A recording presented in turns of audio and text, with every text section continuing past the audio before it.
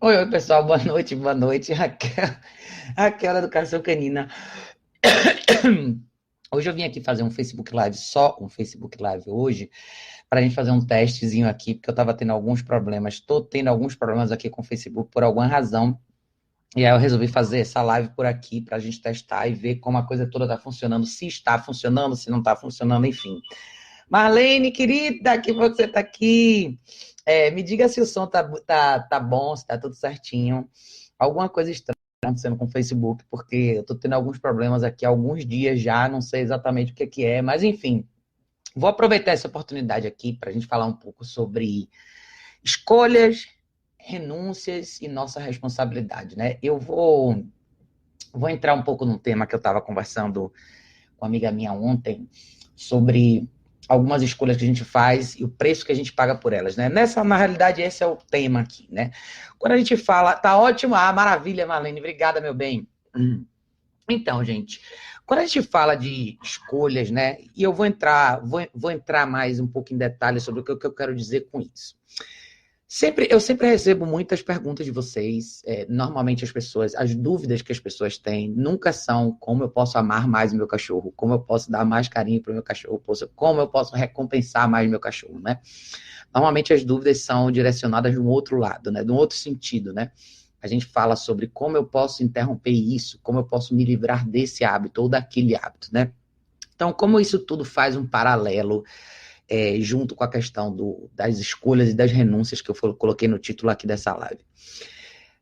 Eu vejo um hábito muito comum das pessoas, né? Principalmente quando a gente fala de pessoas que têm um cachorro só. Mas acontece também com bastante frequência com pessoas que têm dois ou mais cães. Então, normalmente a pessoa não necessariamente se importa com uma série de coisas que o cachorro faz que não necessariamente são escolhas certas. Exemplos. Eu não me importo que o meu cachorro tenha livre acesso à casa inteira. Eu não me importo que ele suba e desça no sofá quando ele quer. Eu não me importo que ele suba e desça da minha cama quando ele quer. Eu não necessariamente me importo se ele latir para os meus vizinhos. Eu não necessariamente me importo se ele não andar do meu lado na rua. Eu não me importo se ele pede comida quando eu estou jantando. Mas eu me importo com uma coisa só, que é quando eu saio de repente e quero que o meu cachorro fique calmo e quieto. Ele faz um escândalo dentro de casa. Enfim. Aonde eu quero chegar com esse argumento, para vocês entenderem exatamente qual que é o ponto aqui.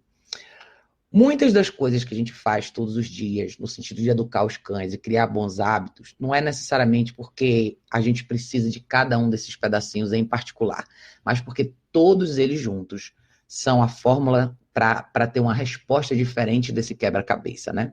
Então, vamos falar de uma maneira bem simples e bem objetiva para vocês entenderem. Esse exemplo que eu acabei de dar. Eu não me importo que o cachorro suba e desça do sofá na hora que ele quer. Eu não me importo que ele entre e saia do meu quarto quando ele quer. Eu não me importo que ele me siga para o banheiro. Eu não me importo com nada disso. Não me importo que ele não ande do meu lado na rua. Não me importo que ele se distraia com qualquer coisa. Então, veja quantas coisas você está abrindo mão. Veja quantas oportunidades você está perdendo todos os dias de estabelecer uma relação de liderança com seu cachorro com mais clareza. A gente tende a imaginar que permitir que o cachorro faça todas essas escolhas do jeito dele todos os dias é o caminho mais fácil, é o caminho melhor para o cachorro na realidade, né? A gente tende a imaginar isso, quando na verdade não é. Cada pedacinho que você abre mão, ou seja, cada escolha que você faz nesse sentido, ou seja, a nossa falta de escolha, né? Quando a gente permite que o cachorro sozinho faça sempre a escolha, sem que ele precise da nossa intervenção, a gente vai aos poucos, o preço que a gente paga é aos poucos a gente vai perdendo valor. Ou seja, a nossa imposição, a nossa opinião, a nossa habilidade de intervenção vai ficando cada vez menor e o cachorro cada vez mais vai acreditando que o papel de tomar essas decisões é dele, que a responsabilidade é dele e que ele não necessariamente precisa mais de você para isso, tá?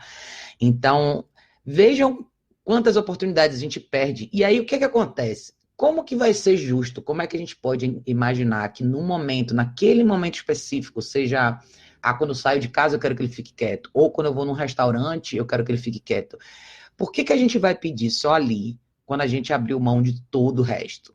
Eu gosto de fazer essas analogias para vocês entenderem que isso tudo não está não está restrito a cachorros só, tá? Isso está restrito a qualquer contexto social, se a gente imaginar. Se você viver com uma pessoa, com um amigo seu, com um familiar, com um namorado, uma namorada, um parente, uma mãe, um pai, seja quem for, a mesma regra vale, tá? Se você não for consistente na forma como você determina o que deve ser feito ou não, ou seja, quando você não estabelece essas restrições, essas limitações no seu dia a dia com o seu cachorro, pedir em um momento ou outro aleatório simplesmente não vai funcionar, tá? Não é assim que funciona. A Marlene disse, me questiono bastante ainda, hoje me questionei. Ter o segundo cão, vou esperar até que a Kiara tem uns 3 anos, pois demanda muito e nessa fase não sei se estou com a vida certa para ter um próximo cão, ainda mais um pitbull. É isso aí, Marlene. Eu acho importante a gente pensar, né? É importante a gente fazer toda essa reflexão, porque cada uma dessas decisões traz um certo grau de renúncia em algum espaço da nossa vida, seja porque o segundo cachorro vai demandar mais tempo, vai demandar todo o trabalho de base, de novo, de repente, no seu caso, uma boa parte do que você já passou com a Kiara, você vai ter que passar de novo com esse primeiro cachorro, e cada uma dessas escolhas, e essa escolha do segundo cachorro também traz uma série de riscos.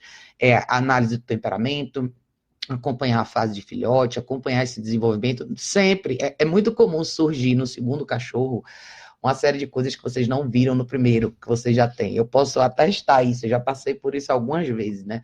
De você ter o primeiro cachorro, isso tudo, de repente, tudo é maravilhoso, e aí você pega o segundo cachorro e você toma um susto. Tudo que você acha que você sabe, de repente, não vale mais, né? E aí você começa a ter que fazer muito mais, e algum cachorro, de repente, demanda muito mais para coisas simples, seja o lugar do cachorro ir no banheiro, seja a dificuldade que o cachorro tem de ignorar distrações na rua, seja um cachorro mais agitado dentro de casa, e assim vai.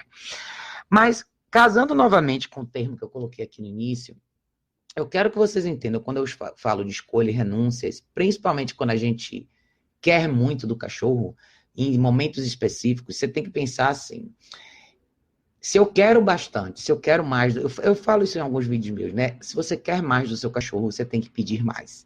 Então, o pedir mais não é naquela situação específica, é em todo o resto. Eu acho que talvez essa dúvida muita gente tem, né? Que é como que você faz como é que você cria um resultado bacana? E como é que você faz esse resultado se materializar em lugares diferentes, em situações diferentes? É com práticas constantes, em situações diferentes, em lugares diferentes, em cenários diferentes. Então, eu acho que a gente tende a relaxar. É natural do ser humano a gente chegar em casa e, não tô afim de fazer nada, eu quero deitar aqui, ou eu tô cansado, trabalhei o dia inteiro, ou meu dia foi corrido, eu tô com a cabeça cheia, e não necessariamente dedicar tempo para pegar o cachorro e trabalhar uma coisa importante, ou apresentar restrições. Eu acho que casa, de novo, né, como a Marlene falou, a coisa de liderança, né? A gente pensar em apresentar restrições para o cachorro não necessariamente é uma coisa confortável para muita gente, né? Richard, boa noite, querido, boa noite. Sérgio, meu bem, boa noite. Então, muita gente não gosta de ocupar esse espaço, né? Muita gente não gosta de estar numa situação onde você tem que, de uma forma ou de outra, chamar a atenção do cachorro ou direcionar o cachorro para alguma atividade específica, seja, por exemplo, place. Então, de uma forma ou de outra, eu acho que a gente renuncia muito. A gente acaba fazendo escolhas que, na realidade, são renúncias. E é quando a gente não abraça a nossa responsabilidade. Então, eu vejo, às vezes, aqui na rua, todo dia que eu saio com as cachorras, eu vejo sempre situações similares, né? São aqueles cachorros que são totalmente desconectados das pessoas na guia, do dono, né? Então, o cachorro anda com a pessoa, mas, na verdade, a pessoa é só um peso no final da guia e o cachorro está escaneando a rua inteira e está olhando para todo mundo e quer ir falar com todo mundo. E, assim, não tem necessariamente a ver com cães agressivos ou reativos ou problemas mais pesados, como as pessoas gostam de imaginar, mas às vezes um cachorro simplesmente que não tem essa conexão com a pessoa, porque ele não está acostumado a receber direção. Quando eu falo de direção, orientação, intervenção, todas essas palavras estão relacionadas à comunicação, ou seja, como que você se comunica com seu cachorro todo dia e o que você pede para ele todo dia. Se você não pede nada para ele, se você abre essa porta e permite que ele simplesmente faça tudo o que ele quer o dia inteiro, seja qual for o momento que te incomoda e que você queira modificar, não adianta você lidar com ele única e exclusivamente de forma individual. Você vai sempre ter que pensar no resto. Porque se você só corrige o seu cachorro, por exemplo, eu não me importo com mais nada, eu quero que meu cachorro faça o que ele quer, mas quando eu levar ele num restaurante, eu quero que ele deite e fique quieto durante 2 horas. Não vai acontecer. Aí você vai se frustrar, você vai se irritar, você vai querer corrigir o cachorro não vai entender, o cachorro talvez tenha essa micro batalha com você, que seja latir de volta para você, ou morder a guia, ou enfim, bagunçar seu programa, quando na realidade você não fez sua parte. Então, hoje o Fábio até fez estava falando sobre responsabilidade, né, no stories dele no Instagram. Eu achei até um gancho legal, né, para a gente falar sobre isso. É importante a gente abraçar a responsabilidade do que a gente não fez e do que a gente fez. Todo mundo erra, é normal, faz parte do processo a gente errar, mas é importante a gente saber assumir essa responsabilidade. Então, outro lado da renúncia aí para as pessoas que não estão dispostas a fazer a parte delas, né, para as pessoas que não se sentem motivadas a trabalhar com o cachorro todo dia, você talvez tenha que renunciar um pouco das suas expectativas, ou seja, talvez você tenha que renunciar a essa coisa toda que você imagina na sua cabeça que vai acontecer, que não pode acontecer com um cachorro que não tem uma boa base de aprendizado. Então, já que eu não faço nada com o meu cachorro todo dia, já que eu não dedico tempo para ensinar para ele o que eu quero, como que eu quero que ele se comporte em público, eu tenho que aceitar, ou seja, eu tenho que renunciar a essa minha expectativa de que em público ele vai ser um bom cachorro. Você só tem duas escolhas, ou você aceita que ele não vai ser um bom cachorro em público e assim mesmo você leva ele, ou você aceita que ele não vai ser um cachorro bom em público e não leva ele. Ou a terceira alternativa, que talvez fosse a melhor, seria você mudar a postura em relação a isso, né? Richard diz, passei um pouco por isso pegando o segundo, me pegou de surpresa ter que passar por várias situações de novo. É isso aí. Eu não sou contra, tá, gente? Eu sei que muita gente fala, às vezes fala para mim assim, Raquel, você desencoraja as pessoas a ter o segundo cachorro. Não é isso. É que eu acho que é uma decisão para se pensar bastante. A gente tem que saber exatamente até o quão funda é essa piscina que a gente está botando o pé, né?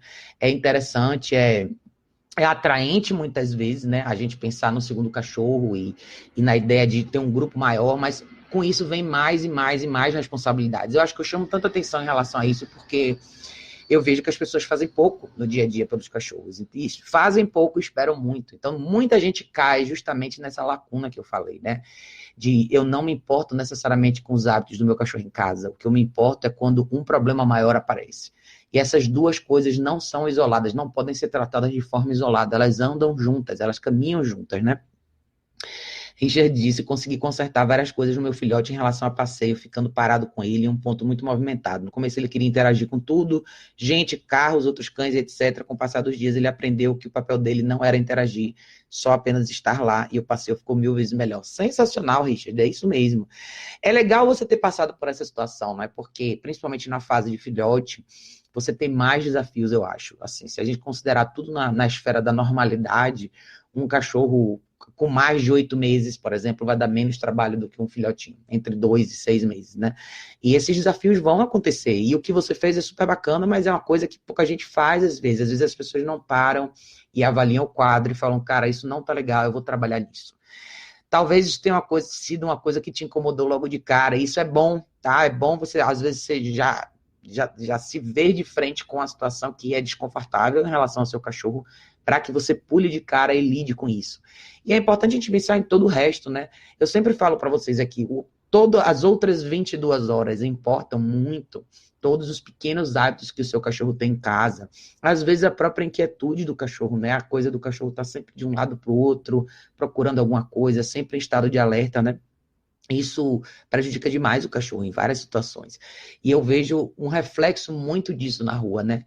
E ontem, conversando com essa amiga minha, a gente estava falando sobre isso, né? Encontrar esse meio termo de você proporcionar, por exemplo, quando a gente fala de cães na caminhada que tem dificuldade de andar na guia. Dificuldade que eu digo assim, dificuldade de focar na pessoa, né? Não tem aquela conexão com a pessoa. Então, muita gente, às vezes, se sente culpada porque o cachorro ficou o dia inteiro em casa, porque a pessoa trabalhou e tem que sair de uma vez, e coitado do cachorro, por que eu não vou deixar ele cheirar as coisas? Por que eu não vou deixar ele cheirar as pessoas? Mas eu acho que parte disso não é pelo cachorro, parte disso é pelo que é uma forma da gente se aliviar dessa responsabilidade, ou seja, renunciar a essa responsabilidade que é nossa, de instruir o cachorro do meio desse processo. Eu já passei por essa rotina de trabalhar em empresa durante o dia inteiro e ter os cachorros em casa. Eu sei que você chega em casa cansado, eu sei que você está com menos energia do que os seus cachorros estão, mas é importante você saber como você está fazendo cada uma dessas atividades, especialmente quando a gente fala de caminhada na rua, né? eu sempre falo que é melhor você fazer melhor do que fazer demais. Então, mesmo que seja uma caminhada de 20 minutos, faça essa caminhada de 20 minutos valer. Faça o seu cachorro olhar para você como uma pessoa relevante dentro dessa equação. Mas assim, no fundo, tudo começa em casa, né? De novo, se a gente pensar no em casa, né? A gente tem esse hábito, chega em casa, tira a guia do cachorro, pá, vou fazer minhas coisas, né? Mas eu não acho que as pessoas têm que viver 24 horas no modo de trabalho, mas você tem que ajustar esse lado de educação para o estilo de vida que você já tem. Seja com coisas simples, seja com hábitos simples, seja usando mais a guia, e vamos fazer o place na cozinha enquanto eu faço o jantar, ou pega a guia e vamos fazer uns exercícios aqui de condução na sala, ou vamos fazer exercício de passagens, restrição de passagens é um exercício super importante dentro do apartamento, você pode fazer. As pequenas sessões de treino não duram muito, mas o resto, as outras 22 horas, não são momentos que você pode necessariamente desligar. Principalmente para pessoas que vivem, por exemplo, como eu, dentro de um apartamento com os cachorros. Você está 100% do tempo em contato com seus cachorros. Então, você não pode necessariamente desligar esse botão. Claro, você pode usar a caixa de transporte, você pode e deve proporcionar para o seu cachorro esses momentos de descanso, mas no tempo que ele estiver fora, você precisa poder chamar a atenção dele e apresentar esses limites e restrições. O que são esses limites e restrições e para que eles servem, né? Eles servem para manter a sua relação de liderança relevante com o seu cachorro. Então, não é uma questão do cachorro subir ou não no sofá. É uma questão de qual a restrição, qual a limitação que o cachorro tem diante daquele objeto. Ele pode ou não pode subir no sofá? Eu quero que ele olhe, eu quero que ele coloque você como elemento relevante antes de fazer essa escolha. Porque se você não está nesse contexto, o cachorro não vai olhar para você como uma pessoa relevante. Vai ser sempre do jeito que ele quer, na hora que ele quer, como ele quer, no formato que ele quer. E isso não ajuda, tá? Eu tô falando tudo isso nessa primeira parte desse vídeo, porque quando a gente chega em situações, quando a gente chega a lidar com situações mais drásticas, como cães da mesma casa que brigam, ou cachorros que avançam de verdade nas pessoas, ou cachorros que são super explosivos na rua, se você voltar e olhar para tudo que a gente falou até agora, você vai entender por que tudo isso faz diferença. A maioria desses cães que tem essas respostas extremas, seja na esfera de agressão com outros cães, seja em reatividade, seja em problemas para outras pessoas estranhas irem na sua casa, você pode olhar que existe uma raiz enorme dentro dos hábitos do dia a dia, né? E um dos grandes problemas que eu vejo sempre é a liberdade excessiva. E a liberdade excessiva sempre com a justificativa de que isso é melhor para o cachorro, quando na realidade a liberdade excessiva acaba acontecendo porque a gente renuncia à nossa responsabilidade de intervir, de ter que lidar com o cachorro o tempo todo, de ter que chamar atenção, supervisionar, gerenciar. O gerenciamento, ele drena muito da nossa energia, ele dá muito trabalho. Então, é a história, é trabalhoso, como o Fábio até gosta de falar, é trabalhoso, não necessariamente é difícil, né? Mas é um processo que precisa acontecer. Senão a gente não vê bons resultados de jeito nenhum. Marlene disse, Raquel, tem que ser um ritmo diário, com muita disciplina, condicionamento, ter um cachorro do jeito certo, demanda, mas é maravilhoso. Hoje, por exemplo, ir para qualquer lugar em ambiente com os nossos cachorros calmos e tranquilos. Isso exige de nós tutores trabalhar isso em casa e parar de meter em cima do cachorro todas essas expectativas. O cachorro aprende sozinho, sem orientação, e a orientação demanda tempo, mas tudo isso é uma mistura de educação e, obviamente, que dá muito trabalho. É isso mesmo, Marlene, tá? Eu gosto de mostrar as coisas assim de uma forma bem realista, né? Porque às vezes a gente tem a ideia, infelizmente, muita gente passa a ideia de que tudo isso é muito simples. Não é que seja complexo, mas a palavra é essa mesmo, é trabalhoso. Cada cachorro a mais que você adiciona no contexto do seu dia a dia vai te dar um pouco mais de trabalho. Cada cachorro a mais vai talvez demandar de você uma postura diferente. Talvez tenha um cachorro um pouco mais desafiador, um cachorro um pouco mais tranquilo, um cachorro um pouco mais agitado, enfim. Cada etapa do processo conta. Então, eu acho que a esfera da responsabilidade nossa talvez seja a reflexão nossa mais importante, né? Eu estou disposto a passar por tudo isso. E eu entendo as pessoas que não podem, não estão dispostas, ou não têm tempo, ou querem dedicar tempo para outra coisa, mas eu acho que é uma resolução interior nossa que tem que ser feita antes do cachorro estar no contexto. Uma vez que ele está, é uma escolha que a gente fez, logo a gente tem que assumir a responsabilidade pela nossa escolha, não tem jeito, né? Richard disse, quais dicas você dá para a introdução de mais de um cão no passeio? Eu venho tentando e tem sido difícil. Separados, eles passeiam tranquilamente. Quando eu tento colocar o outro, fica uma bagunça. Se eu não tiver com outra pessoa para me auxiliar com as guias, fica quase impossível. Richard, Eu gosto de fazer essa introdução. Você pode fazer assim. Você tem duas coisas de noite. Primeiro, vai você e mais uma pessoa, cada um com um cachorro, tá? Agora, preste atenção, porque o que está acontecendo com você aí é uma situação típica onde, quando você sai com o cachorro, ele vai super bem, e o que gera grande distração é a presença do outro cachorro. Então, pense o que está faltando para você nessa equação. Está faltando você corrigir essa intenção de excitação, ou seja, essa intenção de agitação que talvez já aconteça no olhar ou na própria aproximação do segundo cachorro que vem na guia junto com você, tá? Então, como que você testa isso no dia a dia, com cada cachorro em particular, né?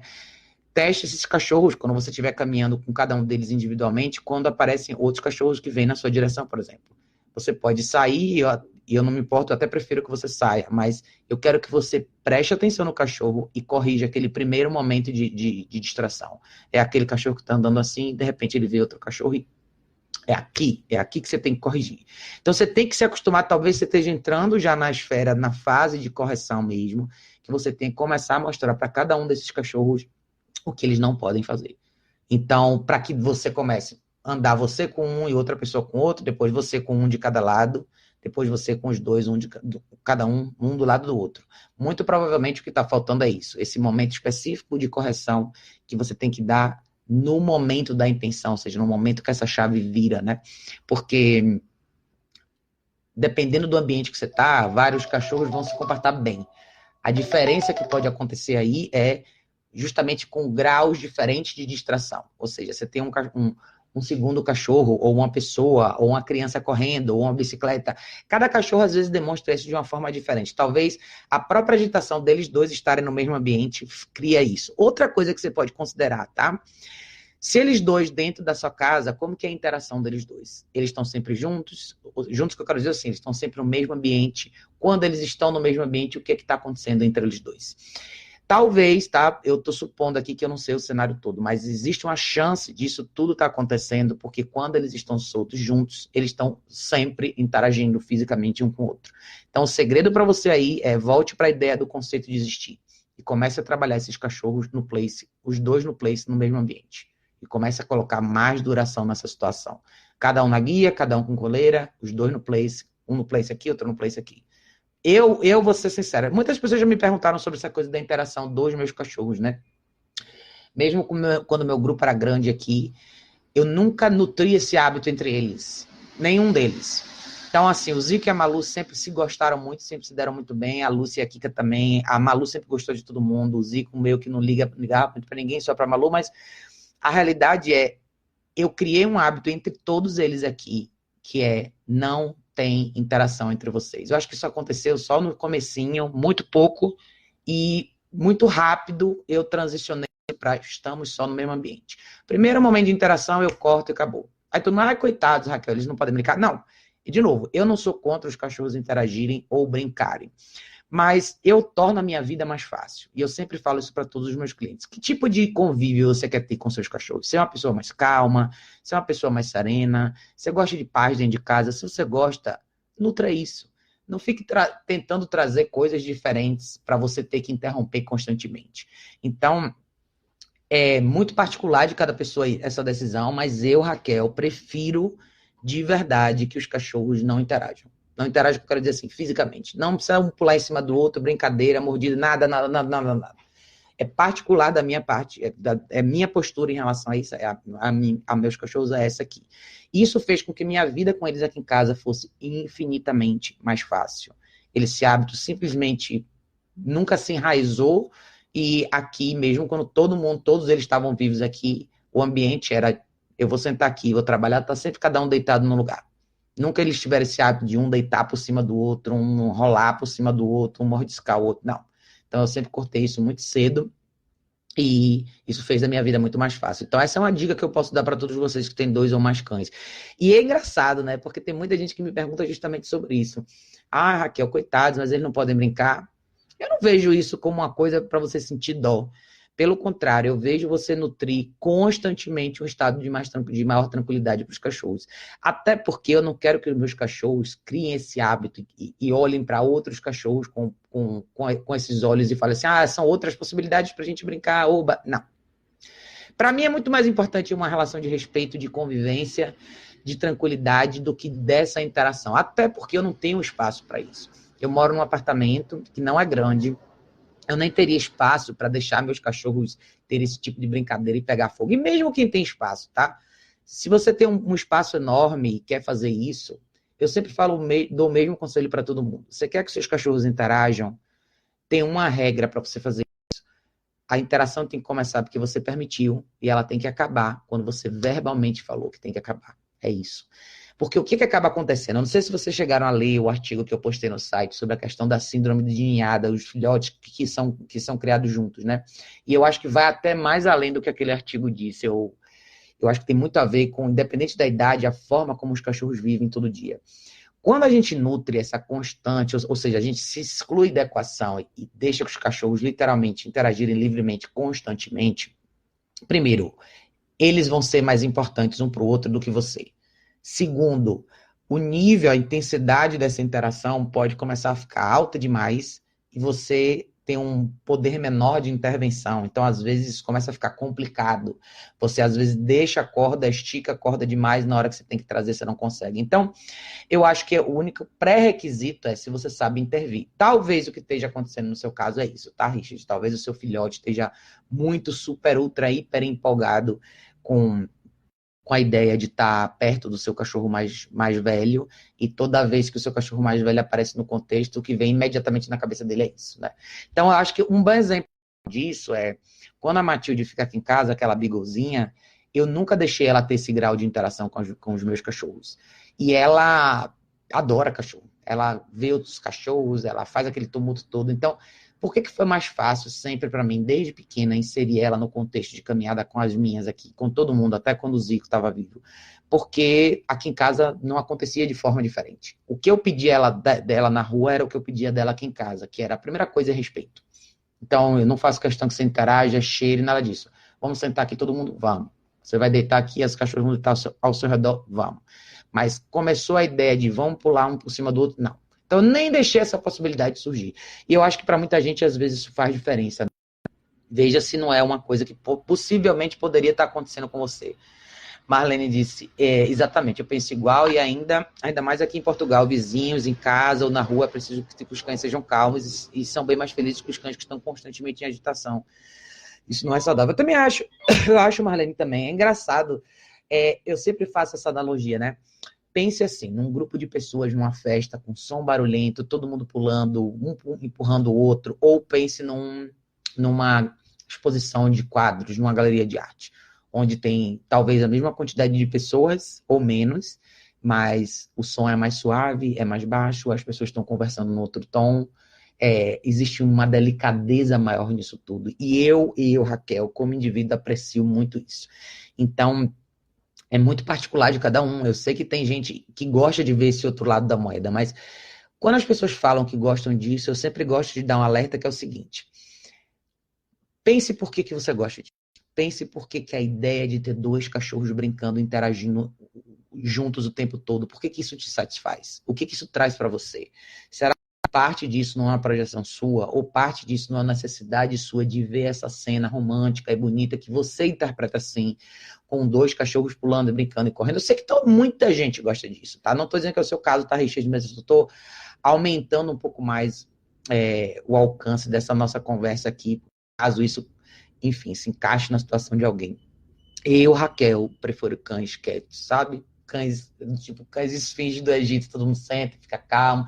Não é que meus cachorros ficam parados o dia inteiro, não. Elas circulam, andam, vão para um lado para o outro. Assim, é muito engraçado, porque é o hábito já enraizado delas. Então, vocês nunca vão ver elas duas pulando uma em cima da outra. Nunca. E assim, elas se gostam muito, fazem tudo juntas, são super parecidas em uma série de aspectos. E nunca impactou a relação delas de forma nenhuma. Pelo contrário, eu acho que se teve um impacto, foi um impacto super positivo.